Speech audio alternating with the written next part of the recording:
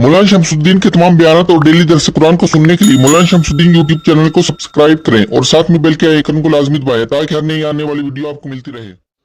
अल्हम्दुलिल्लाह रब्बिल आलमीन वस्सलातु वस्सलामु अला नबिय्यिल करीम अम्मा बअद फ़अऊज़ु बिल्लाहि मिनश शैतानिर रजीम बिस्मिल्लाहिर रहमानिर रहीम या बनी इसराईल अज़्कुरू निअमती अल्लती अनअमतु अलैकुम वौफू बिअहदी ऊफ़ बिअहदिकुम व इय्याया फ़रहबून व आमिनू बिमा अंज़लतु मुसद्दिक़न लिमा माअकुम वला तकूनू अव्वल काफ़िरिन बिही वला तश्तरू बिआयाती समनन क़लीलन व इय्याया फ़त्तक़ून वला तल्बिसुल हक़्क़ बिल बातिल व तक्तुमुल हक़्क़ व अंतुम तालमून वाक़ीमुस सलात व आतुज़ ज़कात वरकऊ मअर राकिईन। कल जैसे बनी इसराइल के मुतल्लिक़ चंद बातें गोश गुजार की, इसी मुनासबत से चंद मजीद बातें अर्ज की जाती हैं।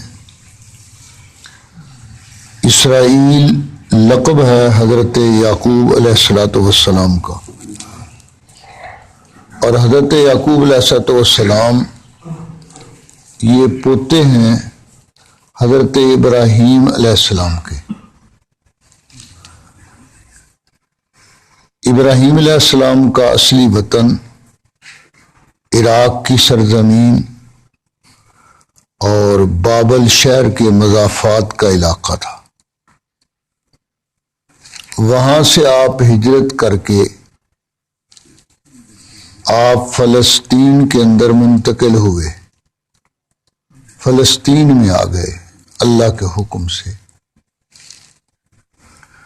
और फ़लस्तीन में रहाइश के बाद आपने अपनी एक बीवी को अल्लाह ताला के हुक्म से सरजमीन मक्का के अंदर छोड़ दिया, और दूसरी बीवी हजरत सारा, उनके साथ ही आप रहते रहे।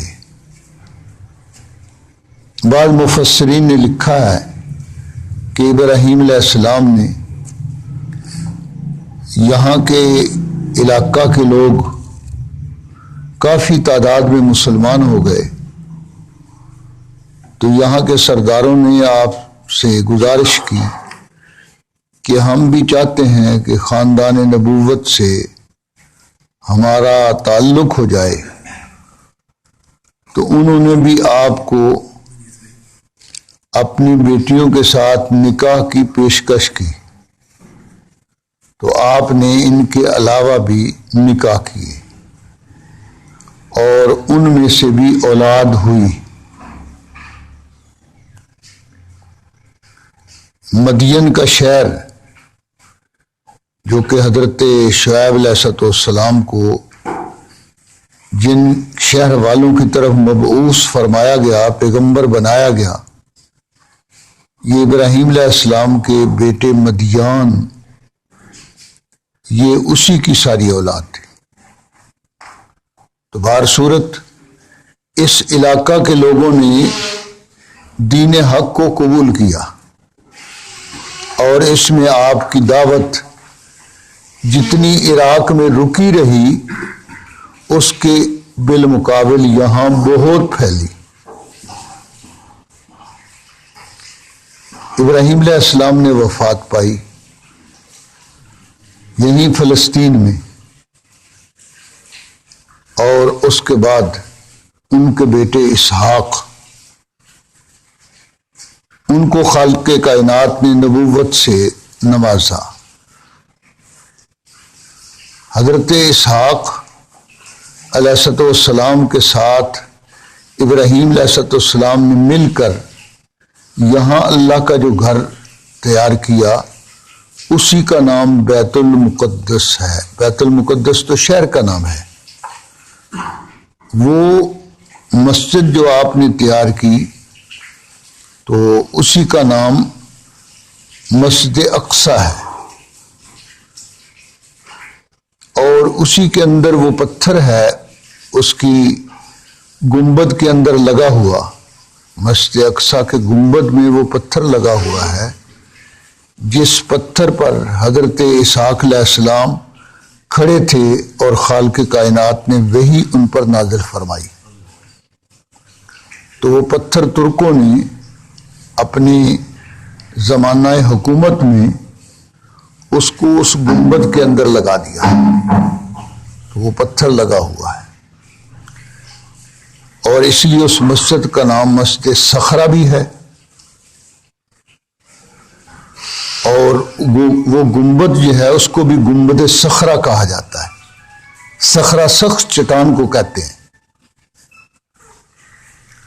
حضرت اسحاق علیہ السلام کے اور بھی بیٹے تھے، مگر اور بیٹوں کو نبوت نہیں ملی، ان میں سے صرف حضرت یعقوب علیہ السلام کو نبوت اللہ تعالیٰ نے دی۔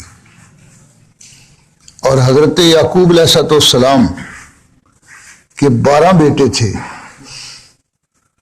تو ان 12 بیٹوں میں سے حضرت یوسف علیہ السلام کے علاوہ اور کسی کو نبوت نہیں ملی۔ یہ جو بعض لوگوں نے لکھ دیا نا کہ وہ یوسف علیہ السلام کے بھائی جو ہیں وہ پیغمبر تھے، یہ غلط ہے۔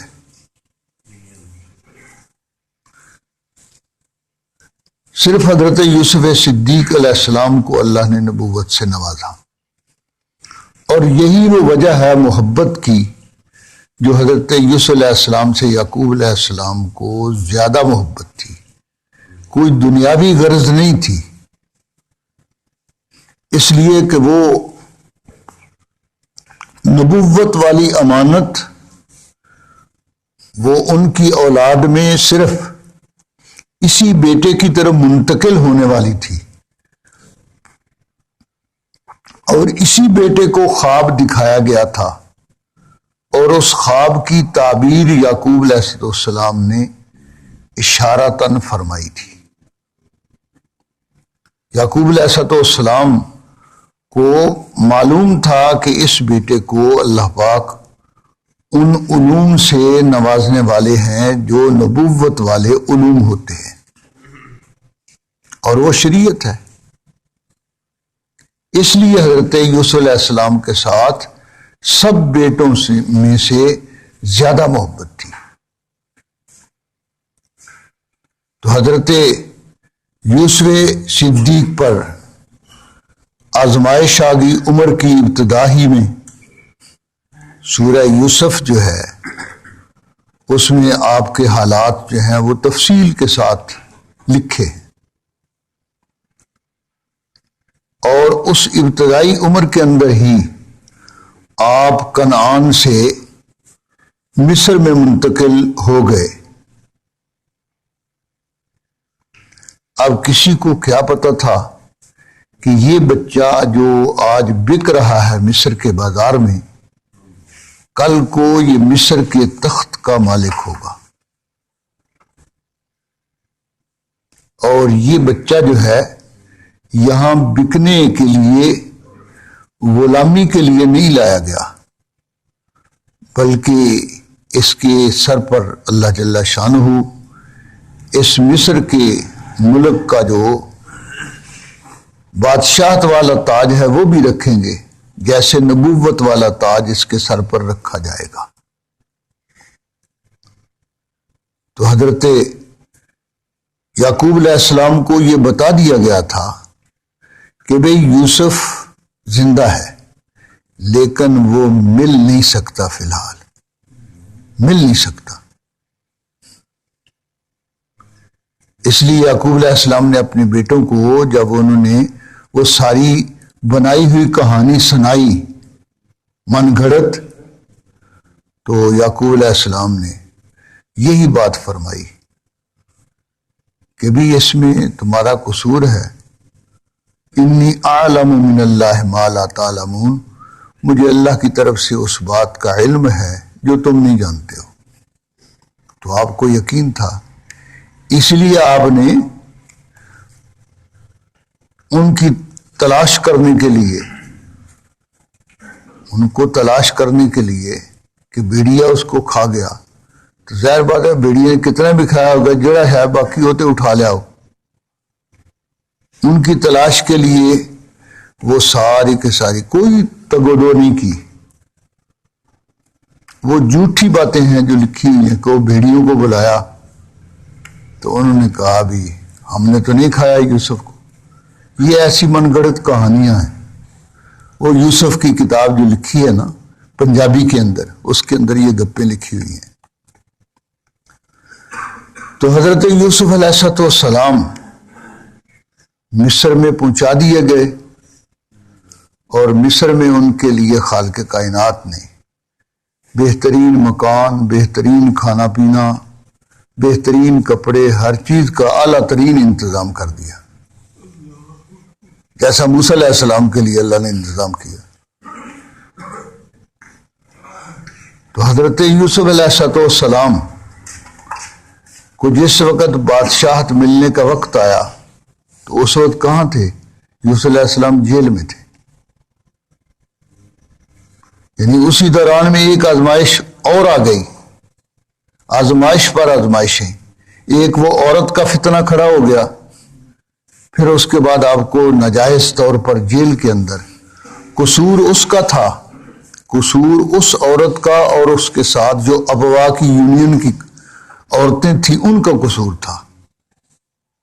وہ جو گورنمنٹ کی وہ زرا کی جو عورتیں تھیں ان کا قصور تھا سارا، اور اس عورت کا قصور تھا جو عزیز مصر کی بیوی تھی۔ لیکن ان کے ہاں قانون یہی تھا جدے گلج پھانسی آ جاوے اس سے نہیں چڑھا دے پھانسی ہوتے۔ ان کا یہ غریب ہے، مسافر ہے، اس کو کون ہے پیچھے کوئی بھی نہیں ہے پوچھنے والا، اس لیے اسی کو جیل میں ڈال دو۔ جیل میں ان سب کو ڈالنا چاہیے تھا، لیکن جیل میں یوسف علیہ السلام کو ڈال دیا۔ اور اللہ کی حکمت تھی کہ یہ ان سے جان چھڑانی تھی، اللہ پاک نے جیل میں چلے گئے، ان سے تعلق ختم ہو گیا۔ اور بادشاہ کو خواب آیا تو سرپرستی بادشاہ نے یوسف علیہ السلام کی خود اپنے ہاتھ لے لی۔ انہوں نے کہا جی تمہارے ساتھ اس کا کوئی تعلق نہیں، یہ اب میرے ہاں رہے گا، میرے ساتھ حکومت کے انتظامات کے اندر شریک ہوگا۔ مفسرین نے لکھا کہ وہ مسلمان ہو گیا اور اس نے ساری حکومت کا جو انتظام تھا وہ آپ کے سپرد کر دیا۔ تو یوسف علیہ السلام نے بادشاہت ملنے کے بعد پھر اپنے بھائیوں کو بلایا۔ ایک دفعہ تو خود شام میں بھی قحط، عراق میں بھی قحط، مصر کے علاوہ بقیہ علاقوں کے اندر چاروں طرف قحط تھا۔ قحط کی وجہ سے لوگ جو ہیں وہ دانے دانے کو ترس رہے تھے۔ تو حضرت یوسف علیہ السلام کو جب بادشاہت مل گئی تو اس کے بعد بھائی بھی وہاں غلہ لینے کے لیے آئے، کنعان سے سفر کر کے مصر میں۔ اور دیکھ لیں یوسف علیہ السلام کا سفر تھا مصر کی طرف، وہ کس حالت میں تھا؟ بھائی سفر کر رہے ہیں مصر کی طرف، ان کا سفر کس حالت میں ہے؟ یہ سارا نقشہ ذہن میں لاؤ، اللہ کی قدرت کے عجائبات دیکھو۔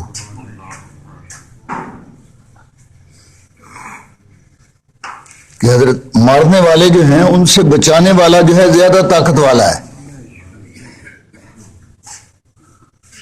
ان کے خیال کے اندر تو یوسف مر مک گیا ہوگا، لیکن جو بچانے والا تھا اس نے کہا نہیں یوسف زندہ ہے، تم محتاج بن گئے ہو، اب یوسف کے ہاتھ سے ہی تمہیں غلہ ملے گا، کھانے کے لیے روٹی ٹکر وہ یوسف کے ہاتھ سے ملے گا۔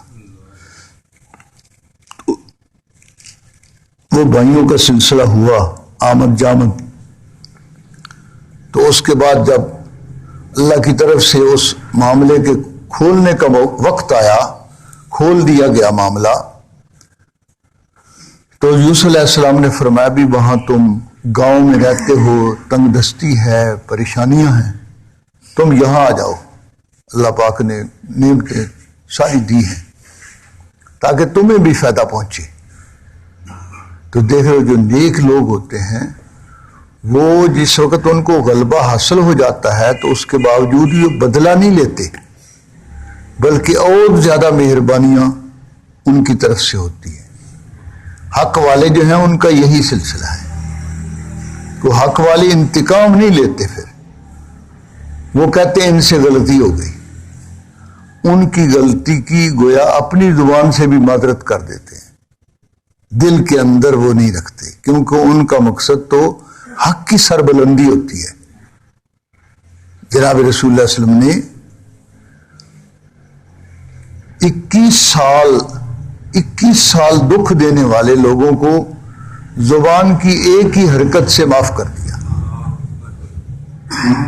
13 साल मक्की जिंदगी, 8वां साल था ये, 13 और 8 21, तो 21 साल जिन्होंने जुल्म किए थे और आपको और आपके साथियों को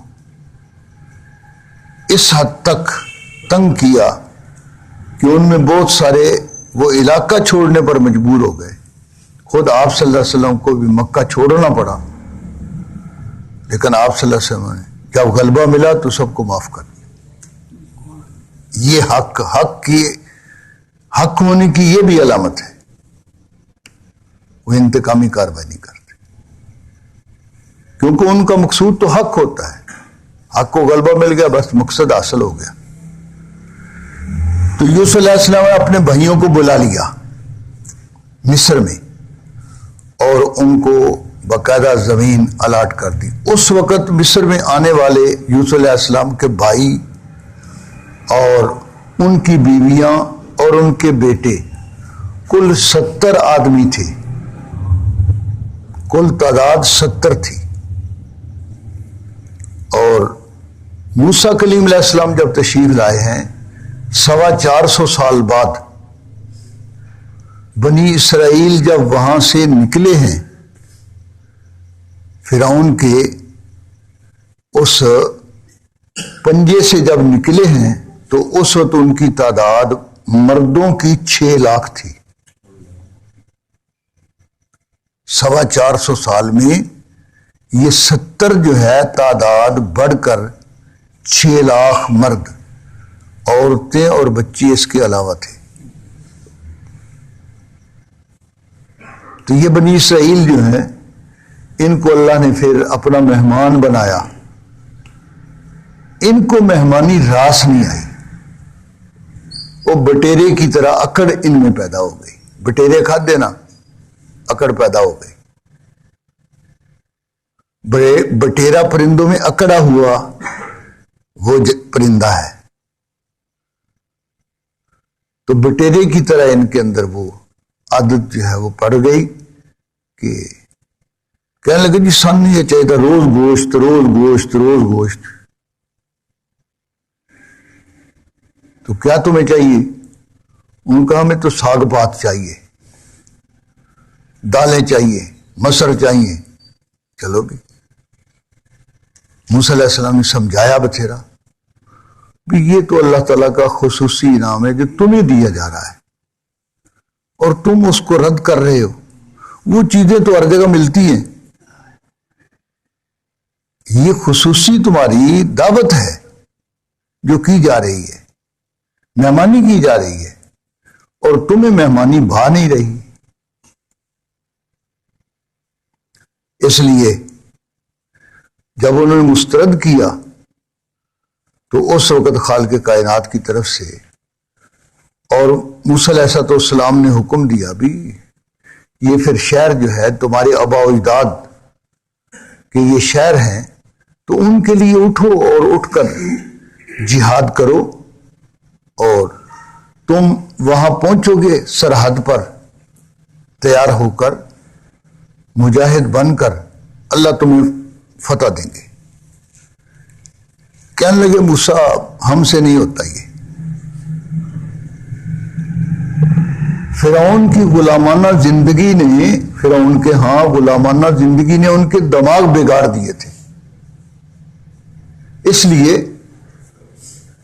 ان کے دماغوں کے اندر یہ جہاد کفر کے خلاف اس کا خیال بھی نہیں تھا۔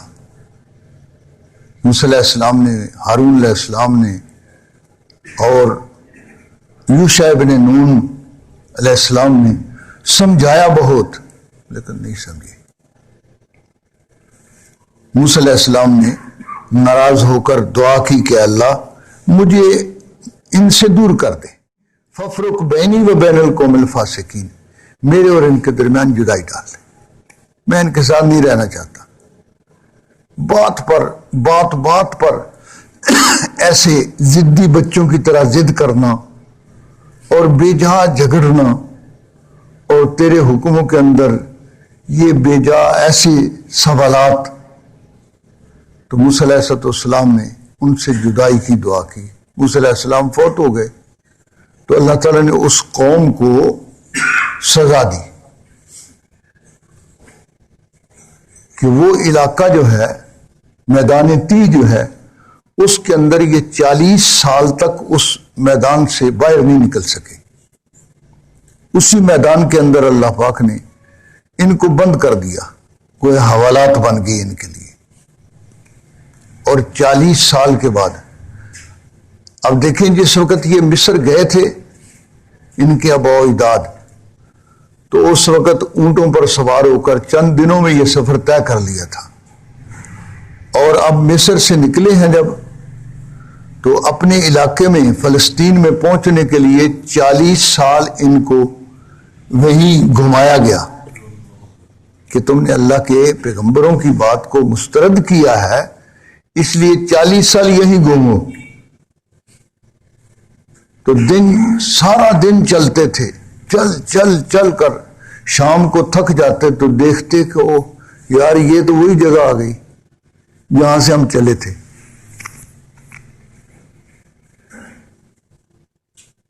تو یہ اللہ جل شانہ کی قدرت تھی۔ پھر 40 سال کے بعد وہ دھکے کھا کر جو نئی پود جو ہے اس کو جب صورتحال کا علم ہوا تو ان میں جہاد کا جو ہے جذبہ پیدا ہوا، اور ان کو پتہ چلا کہ ہمارے آباء و اجداد کی سرزمین تو فلسطین ہے، جہاں ہر طرح کی نعمتیں اللہ نے دے رکھی ہیں، اور وہ کافر کھا رہے ہیں، ہم یہاں دھکے کھا رہے ہیں۔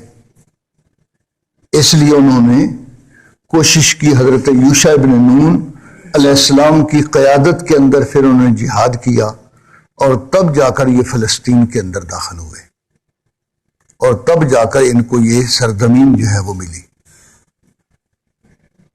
تو بنی اسرائیل جو ہیں ان کے حالات بیان کرتے ہوئے، چونکہ جناب رسول اللہ صلی اللہ علیہ وسلم جب مدینہ منورہ میں تشریف لائے تو یہاں ان کے 3 قبیلے مدینہ کے آس پاس تھے، اور ان کے علاوہ خیبر میں، وادی القرا میں، اسی طرح اور قرب و جوار کے اندر اور بھی یہودی قبائل آباد تھے۔ تو خاصی تعداد جو ہے، اور آپ کو پتہ ہونا چاہیے کہ اسرائیل 2009 میں جو بین الاقوامی نقشہ جو ہے دیا امریکہ نے، تو اس کے اندر یہودیوں نے مدینہ منورہ کو اسرائیل، بڑے اسرائیل کے اندر شامل کیا ہے۔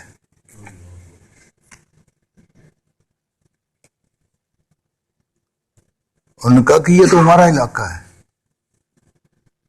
یہ امریکہ نقشہ چھاپا ہے 2009 کے اندر۔ اس میں یہ خیبر، مدینہ منورہ، وادی القرا اور اسی طرح فدق، یہ سارے علاقے جو ہیں وہ اسرائیل کے تحت شامل کیے ہیں۔ اور دیکھ لو ان کا پہلا قدم یہ کامیاب ہو گیا، اسرائیل کو منوا لیا۔ لیکن اللہ کرے گا یہ یہودی جو ہیں ان کے ختم ہونے کا موقع آ رہا ہے، ختم ہونے کا موقع۔ ایک جگہ اکٹھے ہو جائیں گے نا، ساری دنیا سے ایک جگہ یہودی اکٹھے ہو رہے ہیں، وہ جیسے ہٹلر نے کیا تھا نا، اللہ تعالیٰ جس کو بھی کھڑا کر دیں. ہٹلر نے جرمنی اور جن علاقوں کو جرمنی اور جاپان نے فتح کیا تھا ان سارے علاقوں میں یہودیوں کا بیج مار دیا. جو یہودی ملتا تھا اس کو وہ عبرتناک طریقے سے قتل کرتا تھا. اب بھی ہٹلر کے نام سے یہودی کانپتے ہیں. اس کی وجہ یہی ہے. کچھ باغ بوک کر کچھ روس میں چلے گئے. اب یہ تو امریکہ نے اور روس نے مل کر ان لوگوں نے یہاں جمع کر کے اور پھر عربوں کے درمیان میں یہ سلسلہ جو ہے ایک سازش کے طور پر یہ اڈا اپنا بنایا اور اس میں ان یہودیوں کو جگہ دی. تو انشاءاللہ پھر جمع ہو رہے ہیں. پھر ان کی موت کا وقت قریب ہے. وہ تو سمجھ رہے ہیں کہ ہم اب اس طریقے سے نعوذ باللہ ہم کامیاب ہو جائیں گے مدینہ منورہ پر قبضے میں. تو انشاءاللہ یہ کامیاب نہیں ہوں گے. خالق کائنات ایسے لوگ کھڑے کر دیں گے کہ جن کی ایسے یہودی جو ہیں ان کی دوبارہ پٹائی ہوگی. اور ایک پٹائی تو وہ ہوگی جو عیسیٰ علیہ السلام تشریف لائیں گے تو اس وقت ان کی کمان میں وہ جو لوگ مجاہد ہوں گے وہ لڑیں گے اور دجال کی فوج میں یہودی سب سے پہلے شامل ہوں گے. 70,000 یہودی اصفہان سے. یہ اصفہان والے بھی جو ہیں نیم یہودی ہیں نا, نمبر 2 یہودی. تو یہ اصفہان والے یہ یہودی 70,000 جو ہیں یہ دجال کی فوج کا دستہ ہوگا, پہلا دستہ. تو اس وقت ہر پتھر کے پیچھے سے ہر درخت جو ہے وہ بھی آواز دے گا کہ اے مسلمان یہ یہودی چھپا ہوا ہے, اس کو اگر قتل کر دو. تو بنی اسرائیل جو ہیں اس میں ان کی وہ حرکتیں جو انہوں نے دین کی مخالفت کے اندر کی ان کا بھی تذکرہ آئے گا, اور جو ان میں سے اچھے کام کسی وقت میں کیے ان کا بھی تذکرہ آئے گا. بنی اسرائیل کے حالات میں یہاں خالق کائنات نے جناب رسول اللہ علیہ وسلم کی زبان سے ان کو دعوت دی کہ بھئی یہاں پیغمبر آخر الزمان جن کے بارے میں تم آج تک کہتے رہے کہ پیغمبر آخر الزمان آئیں گے, ہم ان کی بات مانیں گے, ان پر ایمان لائیں گے, اب آگے ہیں مان لو اور تم انکار مت کرو, بلکہ تم ان کا دامن تھام کر اور اس دعوت نبوت کو پھیلانے کے لیے کوشش کرو. بنی اسرائیل کو یہ بات کہی گئی, یا بنی اسرائیل اذکروا نعمتی التی انعمت علیکم واوفوا بعہدی اوف بعہدکم وایای فارہبون, کہ جو میرے ساتھ وعدہ کیا ہے میں نے تورات کے اندر تمہیں یہ بات بتلائی تھی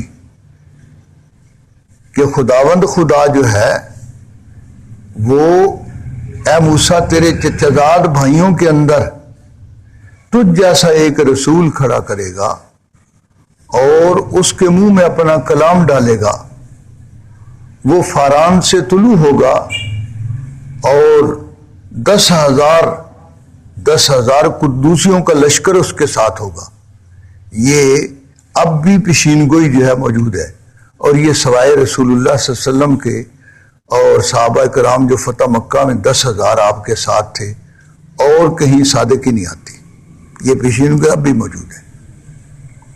تو یہودیوں کو کہا جا رہا ہے کہ اس پیشین گوئی کے مطابق تم ساتھ دو اس پیغمبر کا اور اس وعدے کو پورا کرو جو موسیٰ علیہ السلام نے اللہ تعالیٰ کے حکم سے تم سے لیا, تمہارے آباء و اجداد سے لیا. لیکن یہودیوں نے اس کی کوئی پرواہ نہ کی اور سب سے زیادہ آپ صلی اللہ علیہ وسلم کی مخالفت کے اندر زور لگایا, اور خالق کائنات نے ان کے زور کو بھی توڑ دیا, مشرکین کے زور کو بھی توڑ دیا, اور اللہ تعالیٰ نے اپنے آخری پیغمبر صلی اللہ علیہ وسلم کو کامیاب فرمایا اور پورا جزیرہ عرب کے اندر اسلام پھیل گیا. تو یہاں بنی اسرائیل کی تاریخ جو ہے وہ یہاں سے شروع ہو رہی ہے, اور ان کو یہ دعوت دی جا رہی ہے کہ میرے ان انعامات سابقہ کو یاد کرو اور اوفوا بعہدی, میرے ساتھ کیا ہوا وعدہ یاد کرو, اس کو پورا کرو اوف اوف بعہدکم، میں تمہارے ساتھ کیا ہوا وعدہ پورا کروں گا۔ اللہ کا وعدہ کیا ہے کہ جو بندہ ایمان لائے گا تو اور اس کے مطابق چلے گا تو فرمایا کہ اس کو دنیا کے اندر بھی سرخرو فرماؤں گا اور آخرت کے اندر بھی اس کو جنتوں میں داخل کروں گا، اس کو نعمتوں سے نوازا جائے گا۔ لو آمن اہل الکتاب لکان خیر لہم، فرمایا اگر اہل کتاب ایمان لے آئیں تو اس میں بہتری ہے ان کے لیے۔ دوسرے مقام پر فرمایا کہ اگر یہ ایمان لے آئیں تو اللہ جل شانہ آسمانوں سے ان کے لیے طرح طرح کی نعمتیں اتار دیں، مگر وہ کہاں ایمان لانے والے تھے، نہ ایمان لائے، چند لوگ ان میں سے ایمان لائے۔ اور اب بھی یہودی جو ہیں اکا دکا کوئی مسلمان ہوتا ہے، عیسائی جو ہیں ان میں اسلام جو ہے، اب امریکہ کے اندر اسلام، فرانس کے اندر اسلام، وہ سارے عیسائی لوگ ہی ہیں نا۔ عیسائی لوگوں کو اللہ نے اسلام کی توفیق دی، تو اللہ جل شانہ کا یہ دین ہے، اس نے باقی رہنا ہے، اور جو بھی اس دین جو ہے اس پر اختیار کر کے اس پر چلے گا تو آخرت کے ساتھ کا جو وعدہ کیا ہوا اللہ پاک کا ہے وہ وعدہ یقیناً ملے گا۔ اللہ جل شانہ راہ حق پر قائم رکھے۔ اقول قولی ھذا استغفر اللہ لی ولکم سائر المسلمین۔